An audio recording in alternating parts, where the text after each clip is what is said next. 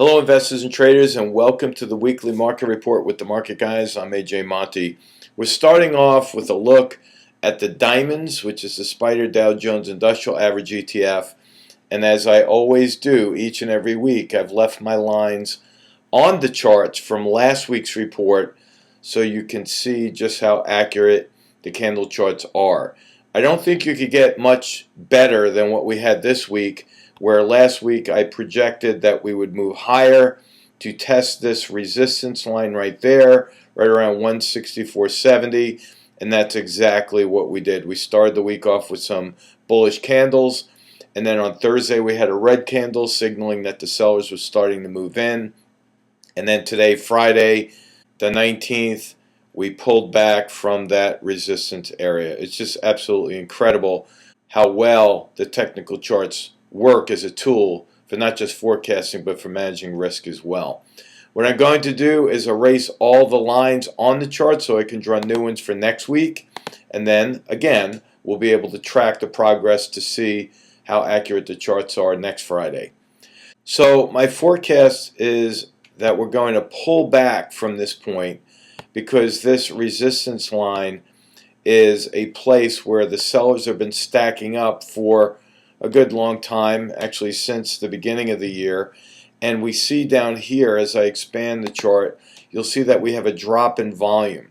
When you have a drop in volume, that tells us that there is a weakening of the trend. So if the short-term trend was up and we see the volume going down, that tells us that the buyers are slowing down. So I'm going to leave this line in place for next week so you can see just how well that pans out.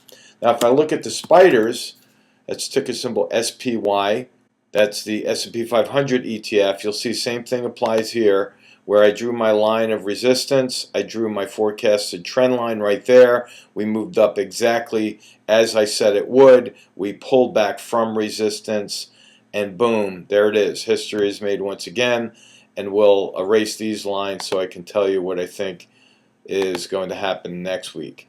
Again, this is still the resistance line in place. I'll leave that just like that. I think we will pull back just a little bit. Monday and Tuesday and Wednesday I think we'll pull back.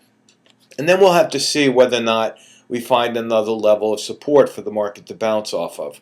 We're seeing lower highs at the top of the chart here, which tells us that the sellers are becoming more motivated. And we're starting to see signs of that again. We're seeing lower highs this week from what we saw a couple of weeks ago, and that's again why I'm drawing that line down for next week's trend. Now if we look at a more broad-based index, which is the Russell 2000, you'll see same thing. We followed my trend line from last week perfectly. We're still at this resistance area right here, so I'm going to leave that resistance in place, and I'm going to redraw my line for next week looking just like that. I think we'll pull back like the rest of the markets that I've mentioned, and then we'll have to wait and see whether or not this level down here holds as support. What does this all mean? Well, if you're long any stocks, this means you should be trailing your stop up or getting out of some of your positions or moving some of them to cash so that you have buying power. Should we drop down, you'll have money to buy at the lower levels. That's what all this means. When we're looking at a chart, it's telling us that the bears are in force right now. Now, if we look at the Qs, that's ticker symbol QQQ, it's the power shares, more or less representing the NASDAQ market.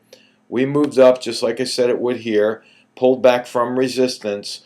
I'm going to leave everything in place with the exception of this line where I think we're going to pull back just like that.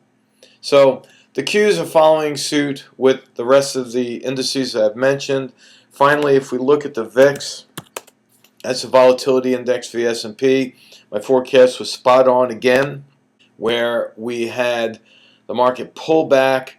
We have a long stretch of red candles right there, so that's called a stale red light. What I'm going to do is forecast that we're going to bounce off this support level. I think we're going to do just that, like that.